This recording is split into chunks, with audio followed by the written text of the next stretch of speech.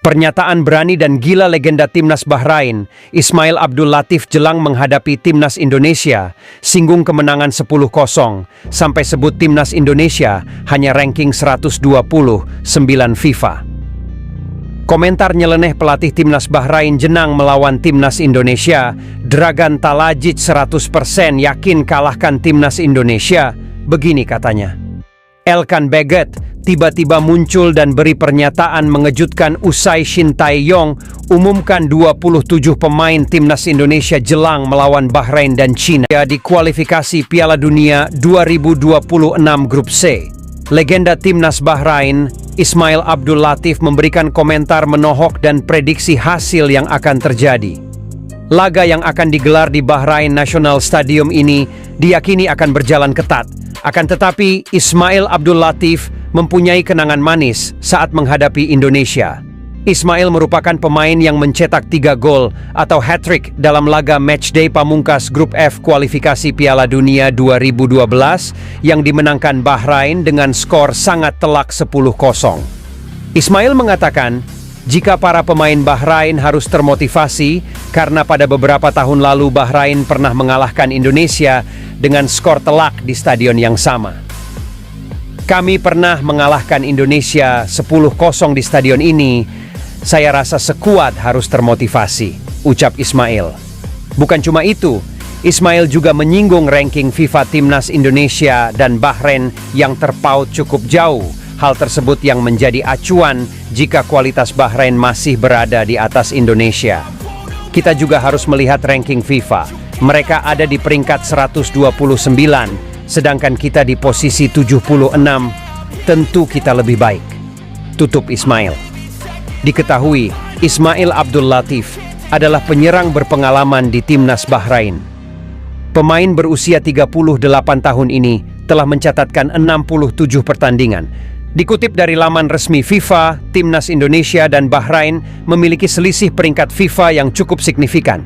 Sebelum pertandingan ketiga kualifikasi Piala Dunia 2026 zona Asia, Indonesia berada di peringkat ke-129 FIFA berdasarkan pembaruan terakhir pada 19 September 2024. Sementara itu, Bahrain berada di posisi yang jauh lebih tinggi, unggul 53 peringkat dari Indonesia dengan menempati posisi ke-76.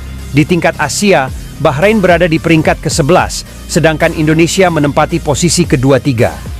Pelatih Bahrain, Mahmud Riyad, mengungkapkan persiapan timnya menjelang laga melawan Indonesia di putaran ketiga kualifikasi Piala Dunia 2026 zona Asia. Untuk menghadapi Indonesia dan Arab Saudi, Bahrain mengadakan pemusatan latihan internal. Persiapan sudah dimulai sejak kemarin tanpa kehadiran pemain Al-Khaldia yang mengikuti Piala AFC dan beberapa pemain Manama yang akan bermain di Liga Primer. Setelah itu, semuanya akan bergabung dalam daftar tim nasional, ujar Riyad, yang dikutip dari Akhbar Al-Khalij. Tim akan berangkat ke Arab Saudi pada 11 Oktober setelah pertandingan melawan Indonesia. Semua pemain sudah siap sepenuhnya, tambahnya. Pertandingan ketiga, Grup C putaran ketiga, kualifikasi Piala Dunia 2026 zona Asia antara Bahrain melawan Indonesia akan berlangsung di Stadion Nasional Bahrain, Rifa. Pada Kamis pertandingan akan dimulai pukul 23.00 waktu Indonesia Barat atau 24.00 waktu Indonesia Tengah. Kedua tim sama-sama mengincar hasil positif. Namun setelah mengalami kekalahan dari Jepang di laga kandang sebelumnya, Bahrain memiliki tekad kuat untuk mengalahkan Indonesia.